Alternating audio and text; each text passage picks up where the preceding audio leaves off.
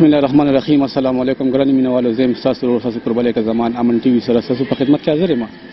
قدرمنو دغه ټایم کې ولاړ یم د اکبرپورې های سکول کې او دغلته کې نن یو ډېره اهم ورځ ده. اهم ورځ زموږ د استاد محترم دپاره ده، جناب ګل اسلام صاحب خبره کومه، کوم چې په موږ باندې ډېر زیات ګران دی او قابل احترام دی زموږ دپاره. د هغوی د سروس نن آخري ورځ ده، د هغوی د ریټایرمنټ ورځ ده. او څنګه چې تاسو ته پته چې د هر یو استاد شاګردان چې کوم وینو هغه بېشماره وینو، دغه شان دی د ګل اسلام صاحب شاګردان هم ډېر بېشماره دي.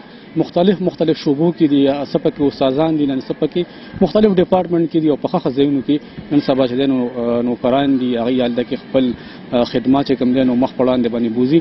نو نن د ګل اسلام صاحب په دې های سکول کې د ریټایرمنټ ورځ ده، د آخري ورځ ده.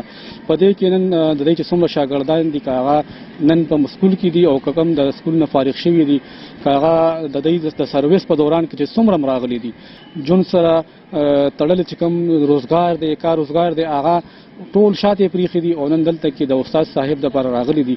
هغوی له یو عزت ورکوي، خراج تحسین ورته پیش کوي چې ګل اسلام صاحب دلته کې ډېر یو ښه سروس تېر کړو، ښه ډیپټي ښه پیریډ یې تېر کړو. ولې چې موږ اکثر لکه کتلي دي چې د استادانو صاحبانو داسې سروس کې داسې خبره ډېره راځي چې هغوی باندې یو داغ ولګي، هغوی باندې د کرپشن دعوه وشي، هغوی باندې داسې ډېر څه نیګیټیو پروپاګنډې پکې چې دی نو خلک استعمال کړي.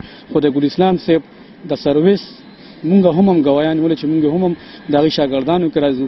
هغوی چې کوم ډیپټي کړې ده ډېر په ایماندارۍ باندې کړې ده، بلکې ایکسټرا پیریډونه هم هغوی شي، ایکسټرا پیریډونه هم د سټوډنټ دپاره چې دی نو ډېرې فایدې رسي.